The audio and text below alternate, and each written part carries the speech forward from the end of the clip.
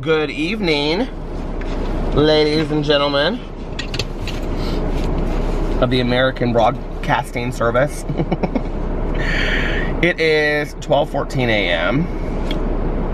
and I am sitting outside the gas station. And I'm getting ready to... My friend Valerie texted me about a half an hour ago. And she said, I'm on my way to the casino. So, I'm gonna go up there and meet her for a little bit. Would you guys like to hear about my day? Well, I'm gonna talk about car shopping in a second. As you can see, I'm not in a new car. So, I didn't get a new car, but I do know what I'm going to get. Well, I have it narrowed down to 2 cars, and I'll explain to you what happened in just a second. Because I didn't get to the dealerships until late today, which was kind of my plan anyway. So, what happened, here was my day. I got up today, and I went to my training session. My trainer was so fantastic. He was like asking me about being sick and stuff, and he was like, well, I don't want to overexert you. And so he was like, I kind of made, and he was like, since you haven't worked out, you know, a couple weeks, he was like, I made like a dumbed down version of our workout today. He was like, I just don't want you to get sick again, or, you know, if you're not completely feeling better yet, get sicker. So he, but we still did a good workout. And so I'm proud of myself. I made it, got back in there, got back on track, and that was good. And then after that, I came home and I took a shower. And I did my prayers and gratitudes and stuff in the morning, but I did my meditations this after, like, once I got home this afternoon. Oh, I went and got a coffee first. And then, came home, took a shower, and then I, read my meditation books. Then I sat down and I filmed some videos and talked to Alex a little bit on the phone while he was at work. And then he, when he got done with work tonight, after he got done, we met at Cheesecake Factory.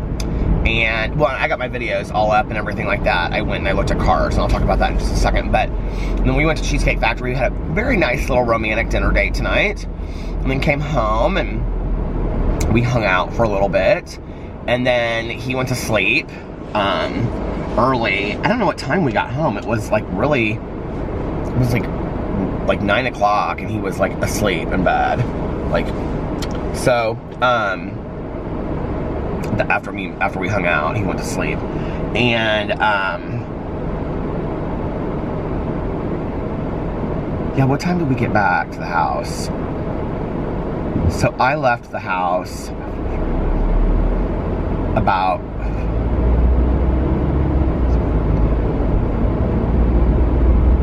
we were probably back at the house by 8, so he was asleep, yeah, like by 9:15. And then I was like, well, I'm gonna lay down for a little bit too. So I lay down for a little bit, and then I got up and I read for a little bit. And now I'm vlogging and on my way to meet Valerie. And that was for Valerie, because she watches my vlogs every day. From now on, whenever I say Valerie's name, I'm gonna say it like that. Everybody's name in my videos, I'm gonna say a different way. Yeah, so, okay, I went and I looked at cars today, and my plan had been, because I knew that I had a bunch of stuff that I wanted to get done. I had some errands I had to run to, like, after I worked out, but, just little stupid errands, you know, like CVS and stuff like that. But anyway, so I knew that I wanted to make a bunch of videos today, and I was like, I'm gonna do that, and then I'm gonna go look at cars in the afternoon. I kind of like didn't take into factor like how dark it gets early, and so I, like, by the time I got there, it was like dark. And I also did not dress accordingly. I wore this coat, and I wore my Sperry topsiders, which I have on right now, with no socks, and they got completely soaking, drenched wet in about 5 seconds from hopping out and looking at different cars and jumping in snow piles, basically, and all that kind of stuff. So I went to CarMax first, and I stood inside and I looked at all the cars they had inside, which was like, I think 3, and just kind of stood around. And then I went up to the desk and I like leaned on the desk. There was a guy up there and he was like, I was like, okay. And then he walked away and left. And then I just kind of stood there some more by the desk and nobody came to help me. So after about 15 minutes or so, I just walked outside and I started looking at cars by myself.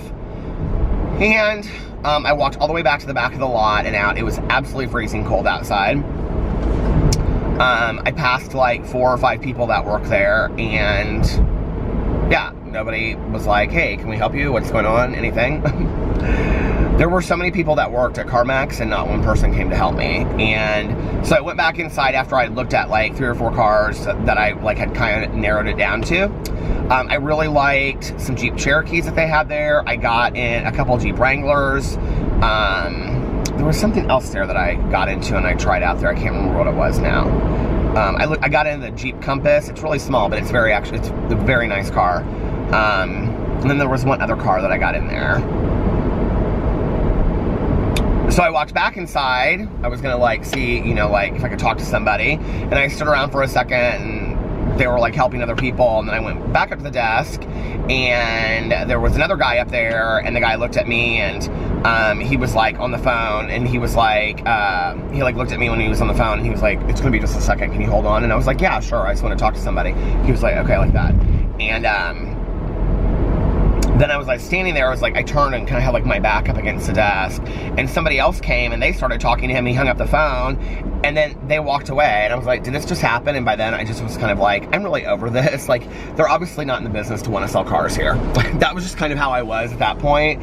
I had been outside walking around by myself for like a half an hour or something and I just was like, you know what, I'm over this at this point. So I was like, forget it, and I got in my car and left. I called Tanya, I said, Tanya, let me tell you a story. And she started laughing. She's like, what? And I go, so there's this guy and he goes to a car dealership and he really wants to buy a car. And he walks inside and he goes, hey, everybody, I'm in the business to buy a car, right? And so that he goes inside and nobody helps him and nobody offers to help him and nobody, I mean, it's a joke kind of because like, you know, when you think about car dealerships, like they're like on you to like sell a car, right? So, but nobody did come up to me at CarMax. And I mean, I stood around and I asked for help twice. And so anyway, it is what it is. I would love to make excuses for them and say that they were incredibly busy. That was not the case at all. They weren't busy at all. So I don't know. And it wasn't super late in the day. I mean, they were open till 10 o'clock. And it was at that point, I don't know, it was like between 5 and 6 sometimes. So anyway, so I got in my car and I drove down the street to the, I think it was like a Dodge, Jeep, something dealership. And I was just kind of like driving around and I was looking at Jeep Cherokees. At that point, I was kind of like really interested in driving like a Jeep Grand Cherokee. Now, I've driven a Jeep Grand Cherokee in the past and I'm not, like, I didn't think I was super excited about it, but when I started looking at it and the features and I looked inside and I was like, you know what? Like, I think I could do a Jeep Grand Cherokee again. And I had gotten in the Jeep Wrangler at CarMax, and I don't know which kind it was, but it just felt very off-road to me, which is fine. One of my cars I drove when I was much younger was a Mitsubishi Montero. It really reminded me of that inside. But that was also one of my favorite cars I ever drove. So, I don't know, you know. So I was standing out there and there was this guy, and at this point it was completely pitch, you know, dark outside, and he was cleaning off all the cars, the windshields and stuff. And I said to him, or I was standing out there and I was kind of like looking at cars, and so I would take a picture of the front of the Cherokee if I liked it, and then like the side thing that had all the information on it, and then they were all on sale, so I was like taking like pictures of like the sale price. And so I had gotten like down like halfway down the road, and he came up to me, he was like, can I help you? And I was like, yeah. I said, actually, thank you for even offering. I said, I just went to CarMax and yeah, nobody was willing to help me. He was like, you know, that's interesting. He's like, I hear that quite a bit. And he was like, well, what are you like looking for a car? And so I kind of explained to him what was going on, and he was really nice. And he was like, well, are you specifically looking for a Jeep Cherokee or, and I was like, no, I don't really know. And he was like the manager of the whole store, and he was out there cleaning the windows off the cars, like huge dealership, okay?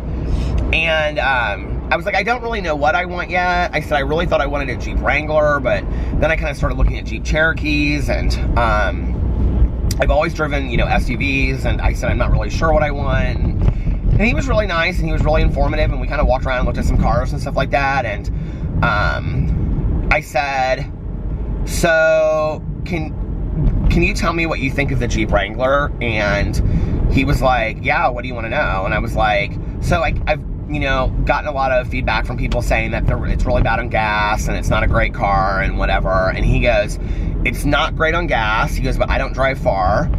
And he said, but it's not horrible on gas. He goes, I can get such and such whatever on the interstate. He said, but other than that, he goes, it's okay, good car. Oh no, he had said first, he goes, well, I drive a Jeep Wrangler. And I go, you do? And he goes, yeah, and actually, and he was about my age.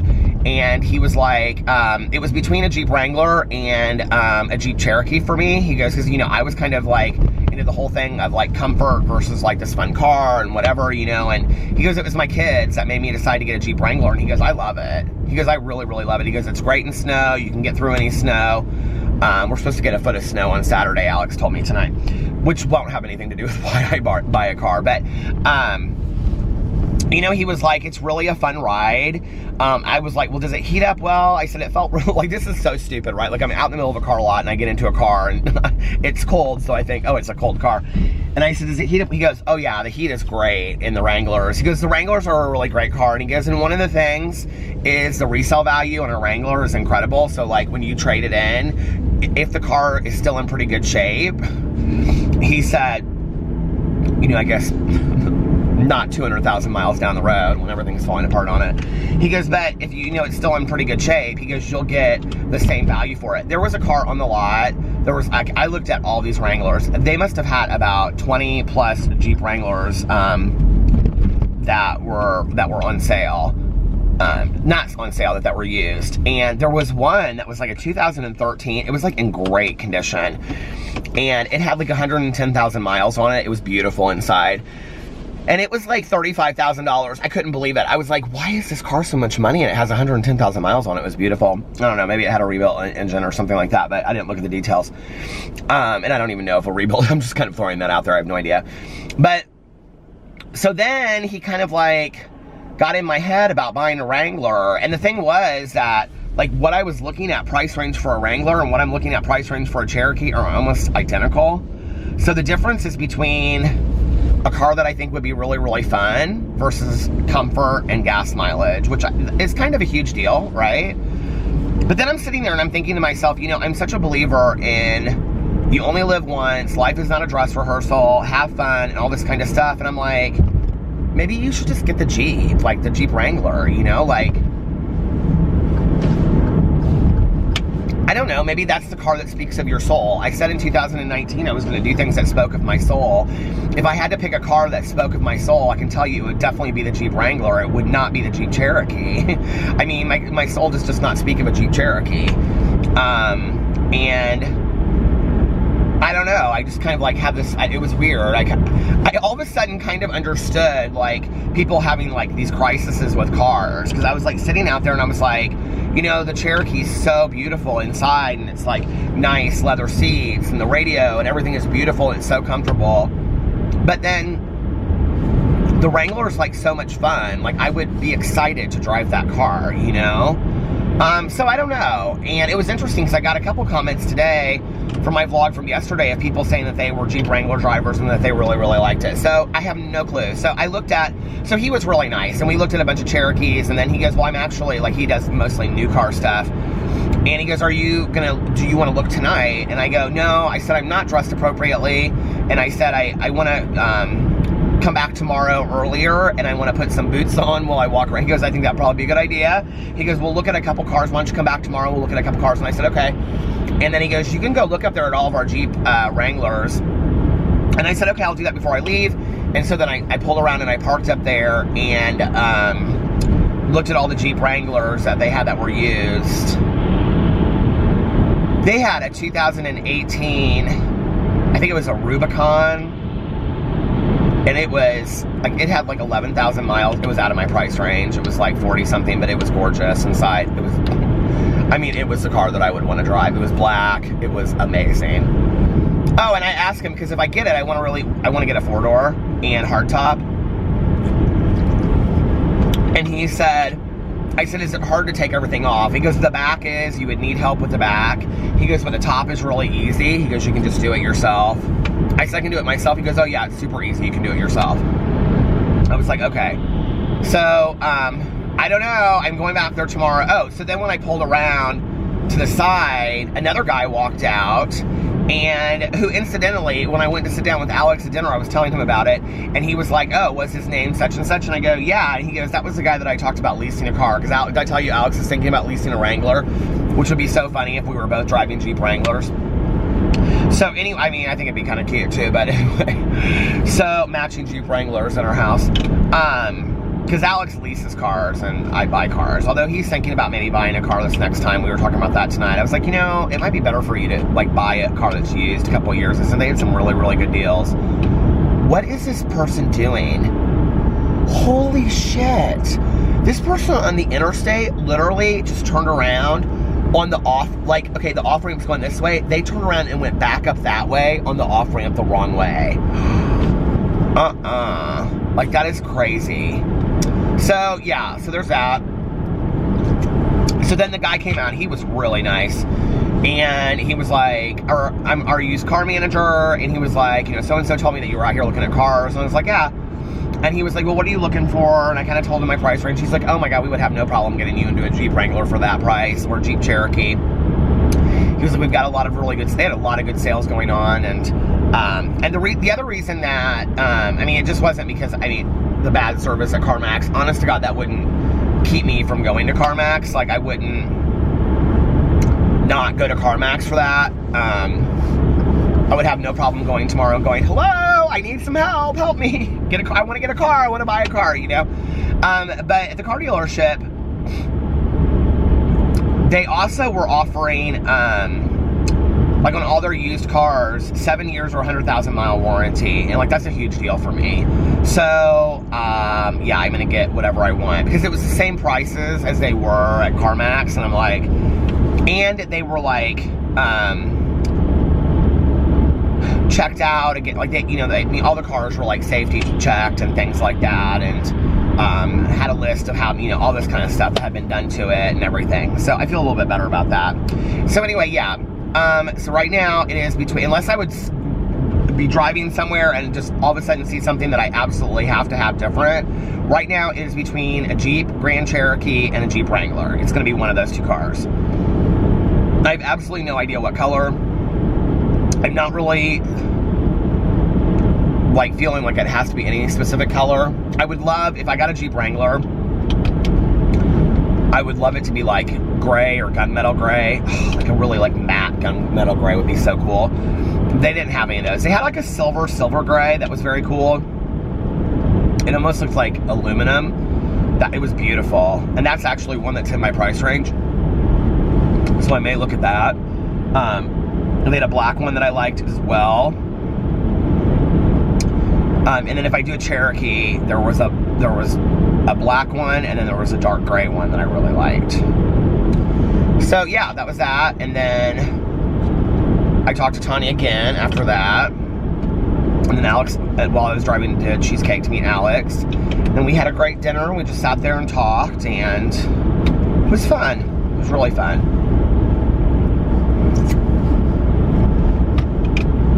We're trying to go visit my brother-in-law in San Diego this summer. So we usually do like a huge like out of the country trip for our birthdays. But since we're doing that in March, since we're going to like Florida and then to Mexico, we're thinking about taking a like not as big deal trip. And that would be, I mean, it'd still be a big trip at San Diego. And either staying with them or just getting a hotel somewhere near there. We'll see. So yeah, or, you know, half and half or something like that. Alex talked to Fufu, I guess, today on the phone, and they really want us to come out there, so we may do that, which will be exciting. And then, yeah. And then tomorrow, I'm gonna get up, and I'm gonna, as soon as I get up, I'm gonna go get my coffee and go to the car place. And that's my plan. So, as of tomorrow night, I'll be in a new car, hopefully. And I'm excited about that and nervous. I'm trying to get more excited about it than anything. And then I have my meeting with Tanya tomorrow night. And I think, you know, that'll be fun. It'll be fun for us to drive around in a new car, you know what I mean? I started watching this documentary last night when I got home.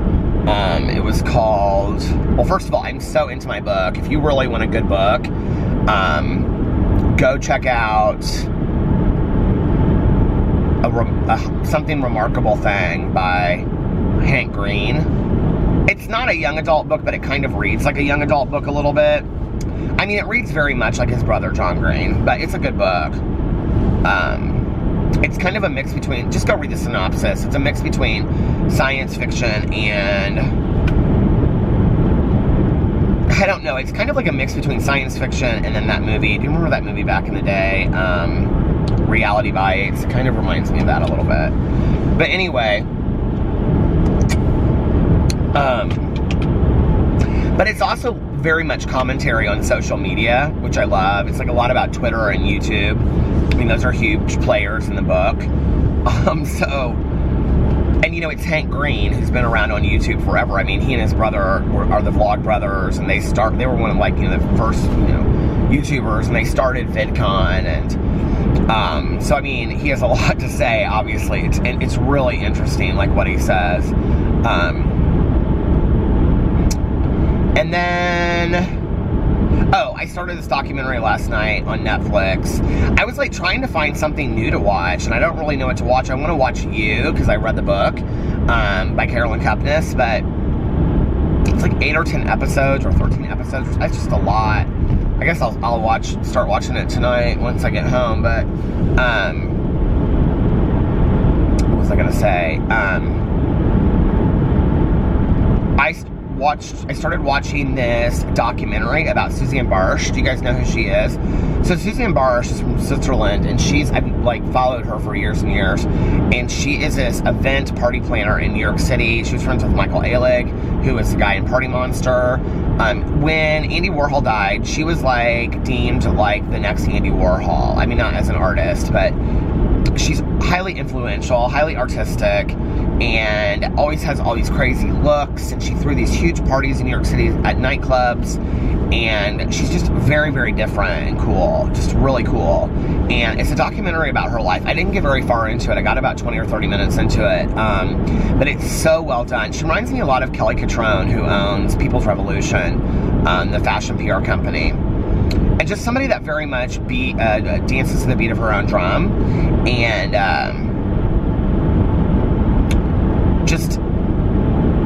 I just was really intrigued watching this documentary, and how she just loves people for their personalities and their differences, and, you know, what makes them unique and different is the things that she falls in love with about people, you know. And okay, it stopped. I think it's a really cool commentary to, you know, love somebody for what makes them unique and different. And I don't think that you have to look unique and different to express those parts of yourself. Do you know what I mean? Like, I think in high school, I really misunderstood that. Like, I think I really thought to express your individuality, you really had to have different hair, you know, or wear different clothes, or listen to different music, or not fit in. And I don't think that's the case. Like, I think you can fit in and be unique and individual in your own beliefs and in your own. So somebody that looks just like everybody else could be, you know, completely normal. This friend of mine that I had back in the day, she and I got sober together, actually. She's the one that called me in treatment. And I remember she dressed very, very normal, but then like she would always have like khakis and like a button-down collared shirt on, or khakis and like a J. Crew sweater, right? But then she would always have like really funky Doc Marten boots. Like her shoes were always like really, really different, and like some way out there color, you know, like bubblegum yellow, or I mean bubblegum yellow, bubblegum pink, you know, Doc Marten boots with like khakis and a white shirt, you know what I mean? Like very normal haircut, very normal glasses, tortoiseshell glasses, you know, just very normal. And then something really shocking on her shoes, and I loved that, right? And it so spoke of her personality, because I think what it said was, I'm different, but I don't draw tons of attention to it. Do you know what I mean? Like, it was that, and I loved that. And so yeah, I think like, and I think that's kind of what I've learned over time, you know? It's like, you know, when I was kind of going through this whole like hippie stage of my life, and I had long hair, at one point I had some dreadlocks, and, you know, hair wraps in my hair, do you know what I'm talking about? Like, you know, the string that you wrap around the hair and stuff. I mean, this is very much the whole Grateful Dead thing, and, and I went to all the Earth Day festivals and all the gatherings and all that stuff, and I really believed in it. Like, I really, in my heart, believed it. But, you know, I remember this, like, once I got sober, this kind of yearning for those days at times, like, especially, like, in the summer, you know? I would find kind of, like, not the drug parts of that lifestyle, but just the freeness of a belief system, or an open-mindedness to other people's belief systems. And I remember I said something to someone, and they said, you know, you should copyright that. That's a saying right there. And I said, hippie is a state of mind, because like I'd always felt like a hippie, you know, but like,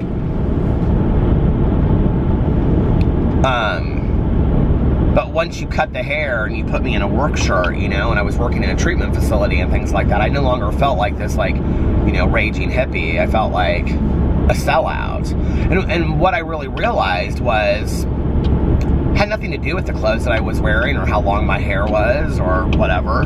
It had to do with what I believed inside about my response to the world and how I interacted with people and creatures and the world around me, you know? And that was really what I thought, like, in my mind, when I thought of what a hippie was, like, that's what a hippie was, you know what I mean?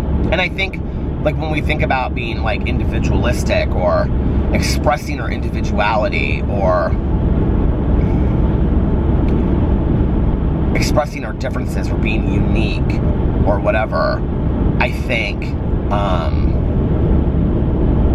it's really about our personality and our belief systems and who we are inside.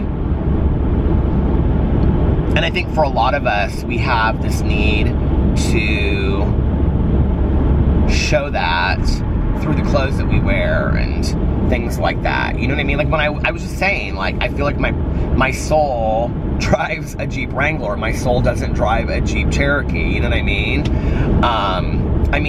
Like, that's kind of what I mean by that. Like, you know, what color of hair does your soul have? Like, when we think in terms like that. But I think for people like me, I'm very visual, I'm very tactile, you know, it's easier for me to, like, listen to certain music and eat certain foods and drink certain kinds of different coffees and drive a certain car and wear certain clothes, and then I feel more in touch with the uniqueness of who I am. And I think there's a lot of people out there, a very rare breed, I think, that don't need any of that. Like, they really don't need any of that to be unique and to express their uniqueness. They just don't. They just are so in touch with it. You know what I mean? And they inspire me. They motivate me, because I will forever be the person that if you look at me, I gotta be doing something like, there has to be something physically a little bit different about me. I don't want to fit in too much, because you might miss that I'm different. I don't know if that makes sense, but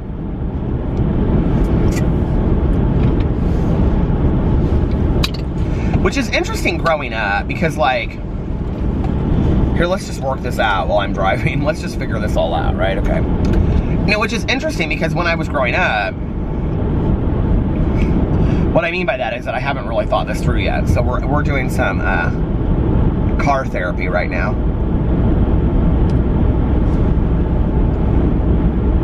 I still have to say I'm not super impressed with the Chanel lip balm. It's just not my favorite. I mean, it's okay, but it's just overpriced lip balm, I think.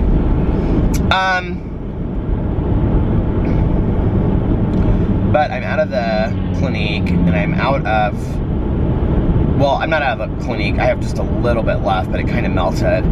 And then I'm out of the Pat McGrath. I'm out of the Kiehl's. I've got to go buy some new lip balm. But anyway, I have the Tatcha in here too. You know, when I was growing up, I didn't fit in at all. Speaking of lip balm, or lip gloss. I didn't fit in at all when I was growing up. Not at all, you know. Tried really hard at first, you know. I remember trying so hard, and like, I hated gym and I hated recess, because I just, like, those were two areas I just did not. Even though I was kind of somewhat naturally athletic growing up, like, nobody ever picked me. I didn't play on teams. I always felt like I had to overprove myself. It just was, they were miserable places for me, right? So I didn't love, you know, all of that. And I don't know, it just was hard for me a lot, you know? And I wasn't somebody that was like, because everybody was making fun of me for being gay or whatever, I wasn't like overcompensating masculinity-wise. It wasn't like I was like, hey guys, how are you? I mean, I was still who I was with, you know, walking and, you know, like, I mean, I had all the mannerisms that are stereotypical. I did. I don't know where I got those mannerisms. I don't know why I have those mannerisms. I just did, you know? And, so, I mean, like, and, you know, it's interesting because I, like, for always, I feel like I've had people say to me things like, okay, I understand that you're gay, but why do you talk like that? Or I understand that you're gay, but why do you walk like that? Or flip your hair or whatever, you know? And it's like, I don't know. Like, my dad was just as involved in my life. My Uncle Dave. I had a lot of men that were actively involved in my life that were great role models, that were great male role models, you know, as far as, like, what we deem masculinity. I mean, you know what I mean? Which I think is a bunch of bullshit anyway. I don't know why. Maybe because women I always looked up to, and women were my role models. I don't know. There was, you know, and then I think that we forget that there's a difference between, you know, yeah, it just, anyway. That's a whole other discussion. But, you know, I think, like, for me, it was interesting because I never fit in, right? So, I don't know why at some point it became important for me to then be the opposite of fitting in. I don't know if that makes sense. So, like, then it was, like, almost to the point where I was like, well, if I'm not going to fit in, I don't know where this came, you know? Or, because I kind of look at my 9th grade year as being very, very crucial. That's when I started hanging out with the girls that would become my friends in high school. But 9th grade was still junior high for me, and then we went to the high school, or sophomore year. And so 9th grade was when I started hanging out with those girls, but 10th grade was when I really started doing stuff with them outside of school. That didn't happen until 10th grade, the second semester of 10th grade. And, you know, I sometimes wonder, like, what would have happened if, I don't know, if some super popular girls had decided they were going to have me as their best friend. And, you know, I mean, that did happen. There were several guys that came out after we graduated from high school that were 10 times more feminine than me, if you can even imagine, that, like, their best friends were the popular girls in high school. And, you know, nobody was questioning their sexuality the way that they were questioning mine. It just started snowing out of nowhere. This is so weird. Actually, I can't tell if it's snow or rain, but it's 18 degrees.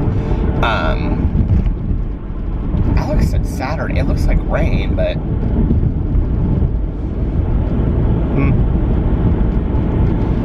Anyway, so weird.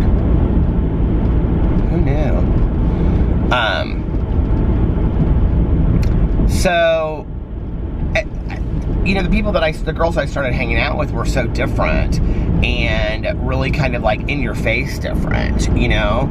I mean, my friends had their heads shaved half on the side of their heads, like freshman year in high school. I mean, and I'm not talking about in 2018, I'm talking about 1990. Like, to be that different was like really rebellious. And I think that part of the problem too was that my mother kind of loved it. Like, she didn't love it for me, but she loved these girls for expressing who they were inside. Like, that was something that was really like, my dad just didn't care. I mean, my dad could have cared less who I brought through that door as a friend. As long as they were friendly and said hello, he did not care. That was how my dad judged somebody. My mother was the same, but my mother was a right fighter, and she was somebody that was artsy and different, and she saw these girls that had different colored hair and shaved hair and safety pins in all their clothes, and they talked about London and Chelsea and places like this, and my mother just loved it. And she thought my kid has found his tribe, you know? And so I think that the fact that my friends were so different encouraged this difference in me as well. But when you look back at pictures, like, other than like the clothes and things like that, like, I'm really like the most normal of everybody in the group, except for the way that I dressed and things, which I didn't even dress that crazy. I mean, when I was in high school, I would wear like a concert t-shirt and like a sport coat. I would have like a Smiths t-shirt on, like a tight-fitting Smiths t-shirt, or like Sex Pistols with like a sport coat that I got in a thrift store, jeans, and like Doc Martens that were like real high stacked. That was it. Like, my hair was kind of funky, but other than that, it wasn't like, I mean, I looked pretty normal.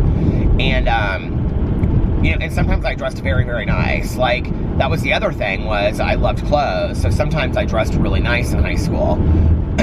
And I love thrift store shopping, so there was a lot of that too, you know. And I used to wear a lot of uniform shirts, like, you know, when you go and you get uniform shirts at thrift stores, I would wear, uniform shirts with things that we see today that are really typical, you know, like, I mean, we all started the whole grunge thing, like, as it happened. Like, I remember grunge happening in our country, and we were doing it, you know, with big, long flannel shirts that we got at thrift stores, you know, for 20 cents, literally for 20 cents, you know, and concert t-shirts, and we didn't wash our hair, we had bedhead, you know, and that was a lot our senior year, kind of. But I think at some point it became very important for me to, like, buck, B-U-C-K, buck the system with how I looked and how I presented myself physically. I think it was really important for me to kind of say I'm not part of the establishment. And that was a lot of the music that I listened to, and that was a lot of the people that I followed pop culture-wise, artistically at that time, who was, you know, Madonna, Sandra Bernhardt, Keith Haring, you know, Boscott, things like that, like people that I really, that were inspiring to me, you know, comedians that I watched, that, just a lot of pop culture icons that just, like, went hard, and they just believed hard, and they lived in living life and being artistic and crazy, and I wanted to be part of that, but I didn't want to move to New York City. I wanted to be part of that, but I didn't want to move to San Francisco, you know? And I honestly think that had I, at that time, I probably would maybe be dead. Right now, I think my addiction would have gotten 10 times worse, or, you know. So, but I think that it was so important, because this vlog has gone all over the place, hasn't it? But, like, it was so important for me in high school to really express my differences through clothing and how I look. Like, that was a way for me to express that. And something changed over time, you know? And, you know, I remember when I worked in treatment, and there was one point in treatment when I'd had long hair, I got it cut short, and then I had grown it out a little bit longer again. And I remember, like, I was getting a promotion. I think it was when I was getting promoted to being a counselor in training to a counselor, and I just graduated with my master's degree. And my supervisor and I were talking, and she suggested that, like, I really, like, take a look at like how I was dressing and my hair and things like that. And I was like, well, I don't know what you mean. And like I was dressing okay. I was, you know, dressing appropriately. I was wearing khakis and stuff like that. But I didn't have any really like defined style to how I was dressing. And you know, my hair was kind of shaggier and longer and stuff like that. And she was like, I just think that families and, you know, counselors from other facilities and things like that would take you more seriously, whatever. And it was important for me to be respected in that field, you know? And I remember I went and I got my hair cut, and I got that was when I got a faux hawk. And, which you think is funny, but like at that time that was kind of a cutting edge style that not really a lot of people had. And it was very like a clean faux hawk. Like, I mean, people literally stopped me in the street and was like, how do you get your hair to do that? My hair back then, like I would get out of the shower and it literally would stand up. It was so easy to do. Now it wouldn't do that to save my life.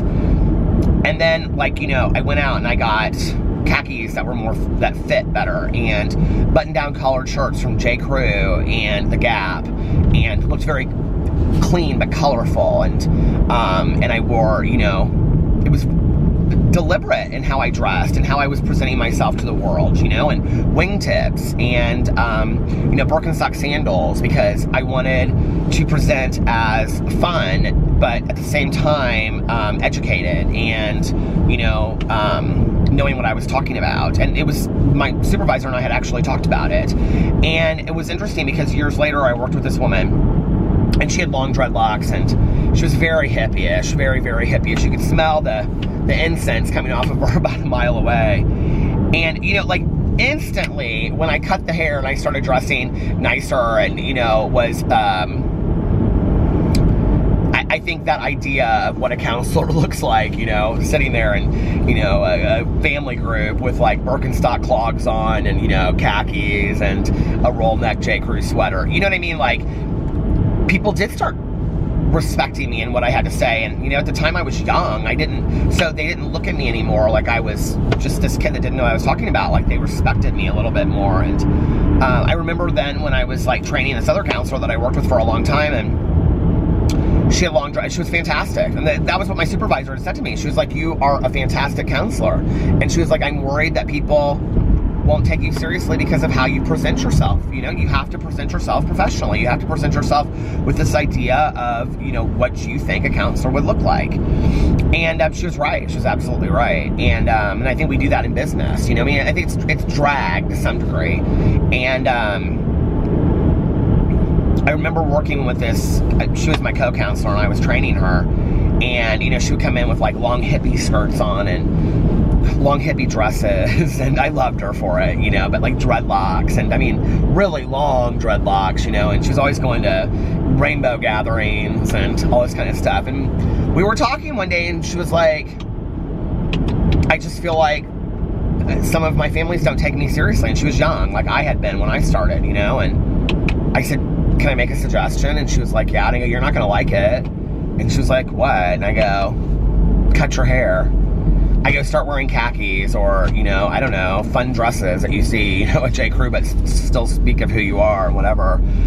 She goes, well, I don't want to be a sellout. And I go, it's, what's more important to you, being a sellout or people taking you seriously and something that you're dedicating your life to, you know? She was like, yeah, I see what you're saying. And I don't remember it happening right away, but she came in, I don't know, probably a month later, and she had got, I mean, her hair was long dreadlocks, and she had gotten it cut really, really short. It was adorable. It looked so cute. And she had gotten all the dreads cut out, and she came in, and I'll never forget, she had on like these green pants, and she had on like this like white button down. She looked I thought, oh my God, who is she? You know what I mean?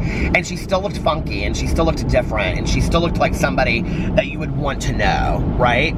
But she also looked like somebody that you would respect and listen to what they had to say. And that was the difference. That, you know, she and I both were able to, like, have some color to our style, if that makes sense. You know, some fun, like, greens and purples and blues and stuff. But then also dress in a way that people would take us seriously, you know? And I think it's important, but I think it's also important to express who you are through the clothing that you wear, you know, on a daily basis. Whether it's a Winnie the Pooh or, you know, Disney sweater because you love the sweatshirt because you love those things so much, or whether it is, you know, every day you wear black and white because you believe in like minimalism or whatever it is that speaks of you, you know?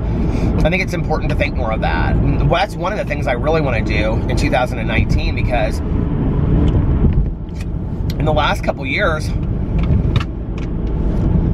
you know, like as being as heavy as I am, I just wear clothes that are comfortable. And it's kind of sad. And if you are out there and you struggle with your weight, you'll totally know what I'm talking about. I mean, there becomes a point when it's like,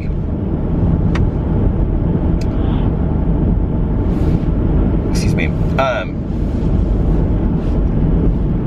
I don't really care anymore as long as it's comfortable. Like, I don't care how cute it is. I mean, we all want to look kind of cute, honestly, right? But it's like, comfort is more important than looks. And that's really where I've been the last 5 years, because, you know, I would get somewhere, like weddings and events are the worst, right? Because you go and you pick an outfit out, and you pick out something that looks appropriate, and you go through 10 outfits while you're at the store, and then it becomes expensive because the one thing that fits kind of and is kind of comfortable, you know, this was what would always happen with me,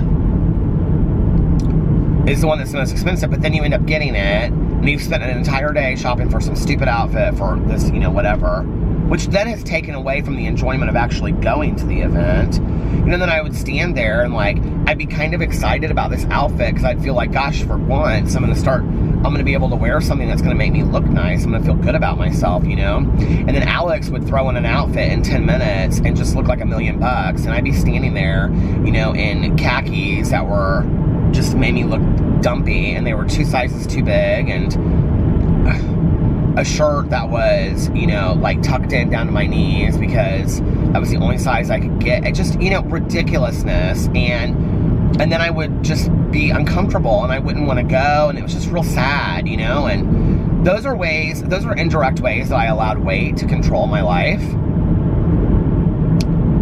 You know, when you can't really...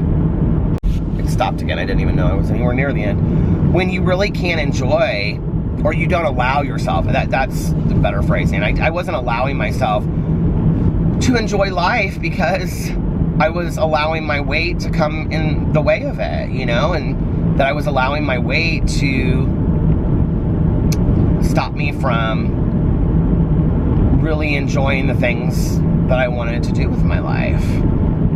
Sad, you know, or events that I would go to, or concerts that I would go to, because I wouldn't, you know, like I'm really excited about Ultra this year because, well, right now I'm the thinnest I've ever been at Ultra.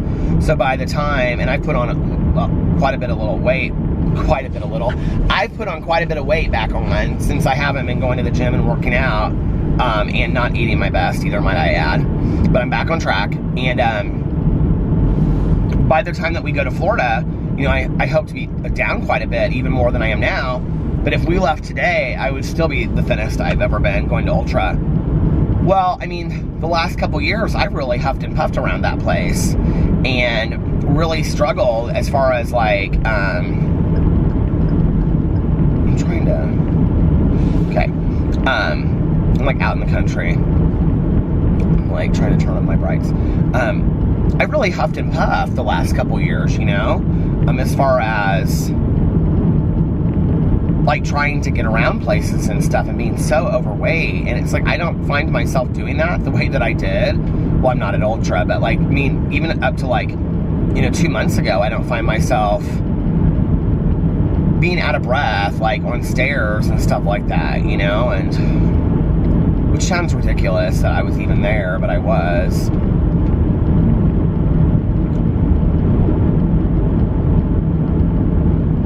I just want to enjoy my life, and I don't want my weight to be in front of it. You know what I mean? Like, I don't want it to be an obstacle, not allowing me to enjoy my weight. And then I want to be able to express who I feel like I am through what I choose to wear, whether it's hats or t-shirts or, you know, jewelry or whatever. Like, one of the things I don't do very much anymore, I was thinking about this tonight actually, because I was going to pull out this necklace that I have.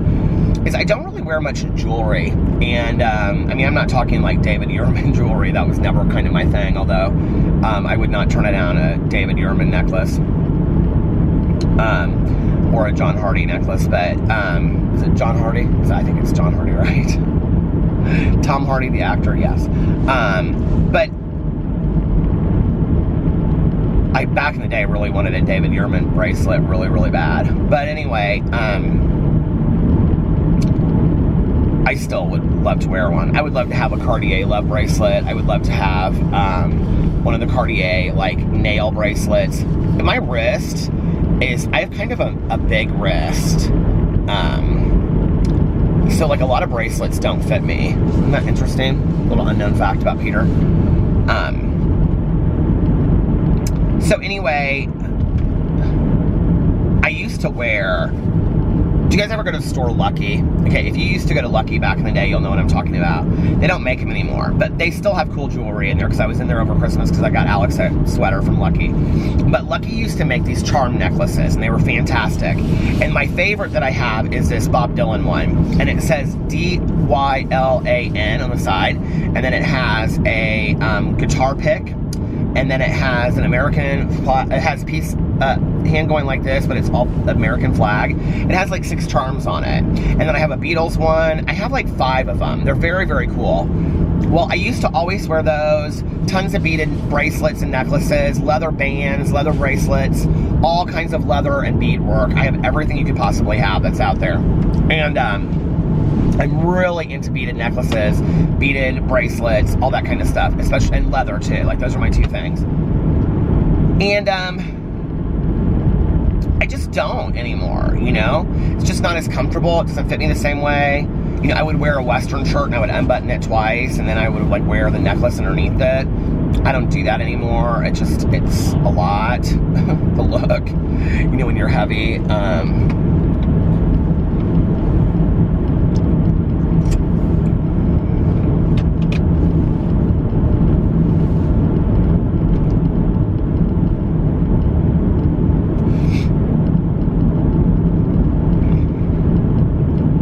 You know, it's a lot of work to get motivated, to imagine yourself losing the weight, being thin, and keeping the weight off, and living a healthy life. It's a lot of work when you're heavy like me. It's really easy to feed into the negativity in your head and tell yourself, it'll never happen, you'll never get there. And you know, when you think about, my nose is like really clogging up tonight. When you think about that, like in comparison to other tapes that run in our head, you know, that we tell ourselves like, oh, we're never going to be able to, you know, like do this. We're never going to be able to do that. Like, it's hard. It's really hard, you know, and I don't want to buy into that belief system that I'm not going to be able to lose the weight or get it off or live a healthy lifestyle. Like, I want to believe that I'm going to be able to do those things and live a healthy lifestyle, but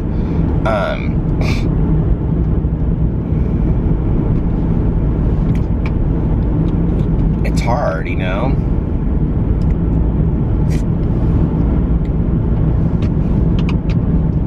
It was funny, like, Alex noticed tonight, he was like, you hardly ever drink soda anymore. I never see, like, fountain, like, pops in your car. And I go, well, I still have them. He goes, but you always get bottles of water with Tanya now. And I said, I do. Like, I'm, like, really accustomed to drinking more water, which is great. I mean, and I never even really made a commitment that I wasn't going to get fountain pops or Cokes. I never said I wasn't going to do that. That wasn't, like, one of my things. I knew it was going to fall. Did you see me leaning for the camera? I'm going to turn around here. I'm, like, way out in the middle of nowhere. I have no idea where I'm at right now. But it's not going to hurt me to not drink as much soda as I used to drink, you know? Like, I think it's probably a good thing for me. It is so pretty out here, even though I feel like this is, like, killer country out here.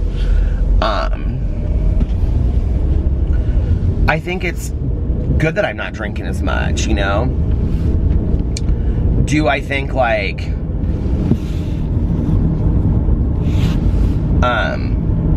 Do I think that it is made any difference? No. I'm back to drinking equal with my coffee. Most days. Some days I don't, but most days I do. I told my trainer that today. I said I did it for a month and I didn't notice any difference. Or close to a month. He goes, well, you might have to give it longer than that. I go, it's like literally one of the only things I enjoy. He goes, okay. He goes, I'm not going to fight you on it. And he goes, you know. I go, I know. And it wasn't that it was bad. It was just that, like, I don't know. If I was drinking tons of soda and all that kind of stuff, but maybe in my head I'm like rationalizing, well, I'm not having soda so I can have the equal in my coffee.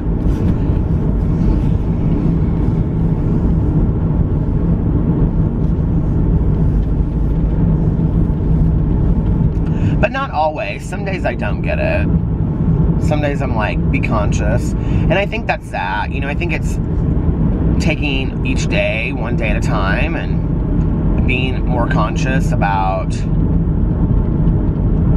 the decisions that you're making and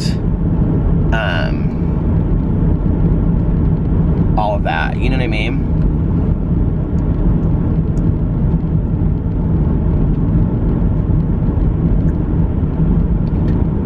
And you don't have to be perfect every day or for like the next 20 days. And that's like where I think like resolutions fall short. Because like it's like then you break it once and it's like, oh, well, I broke my resolution. You know what I mean? But when you're doing like lifestyle changes and like healthy eating and things like that, it's like, well, you're in it for the long haul.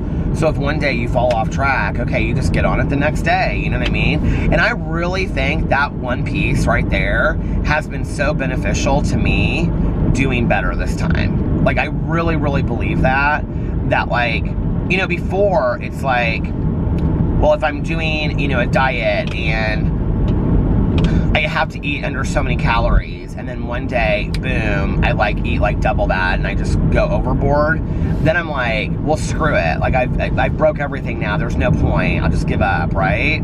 But I'm not doing that now because I can just get back on it. Like tomorrow, it's not like I get back on it even. It's just like, well, I didn't eat healthy today. Tomorrow I'll eat healthy. You know what I mean? So, I don't know. I feel like my thinking about it is healthier. The camera is wobbling. Sorry, guys. Not that I need to tell you. You're watching this as you speak, or as I speak. So, I just think that, you know, I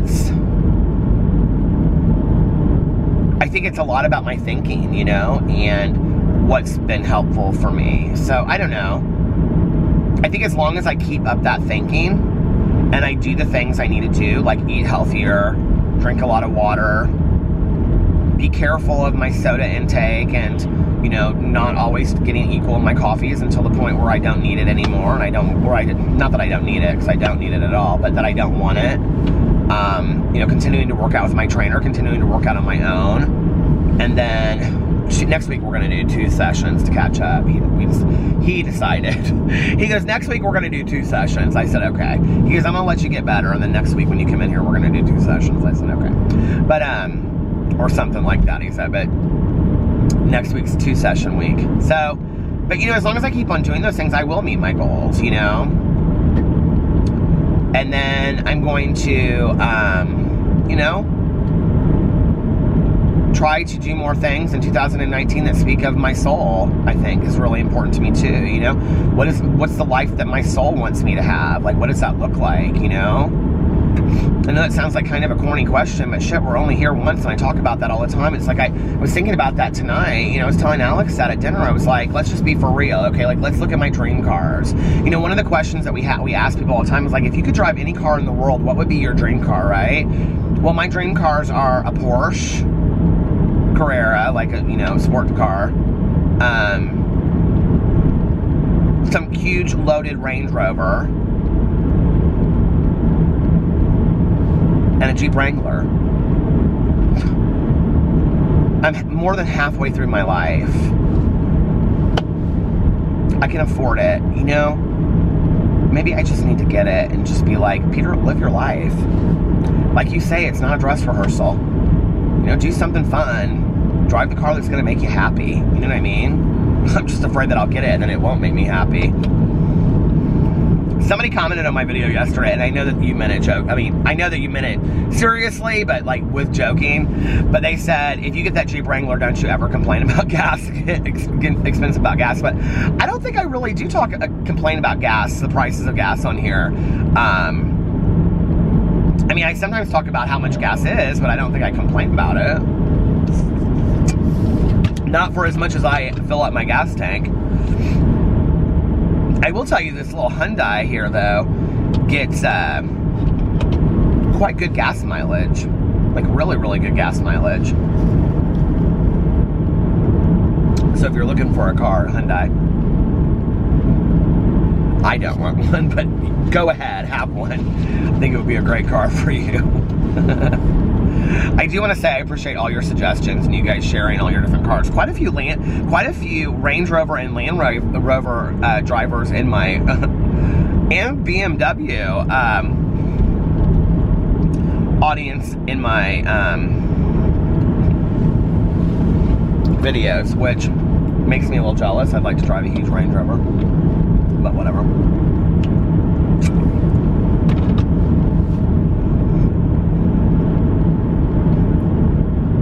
Alex was trying to convince me tonight that if I get a Jeep Wrangler, I should get a 2-door instead of a 4-door. He's like, what do you really need a 4-door for? And I go, I've just always driven like SUVs. Like, it's weird to me to have like a car that small. He's like, you don't really need it. I go, do you know literally the difference in the price of the used like Jeeps I looked at that were 2-door versus 4-door was like $1,000. I mean, it was no more than that. And he was like, really? And I go, yeah. I go, I'm getting a 4-door Jeep. If I get a Jeep, I'm getting a 4-door Jeep.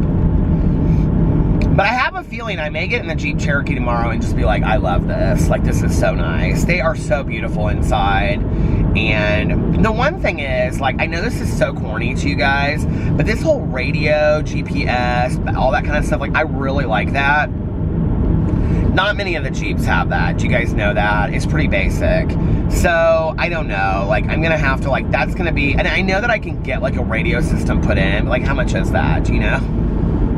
How much does it cost to get all of that put in there? I mean, I guess I could go to like Best Buy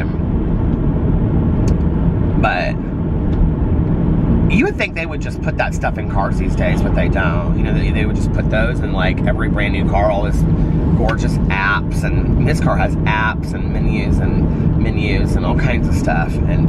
But that they don't. Like, it's really basic in these Jeeps. I don't know.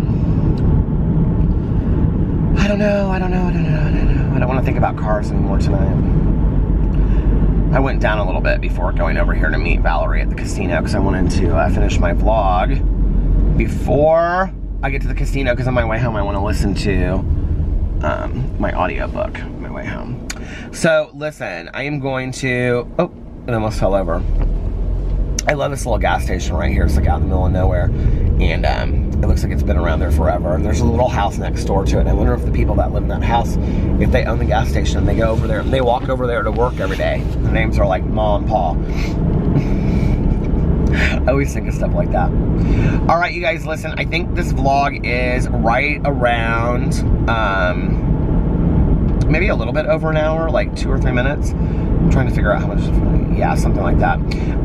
If I have anything really, really exciting to share once I leave the casino, like I won $100,000 or something, I will come back on here and share that. If not, I hope you guys are having a fantastic Tuesday. I love you, and I will see you in my new car. Bye.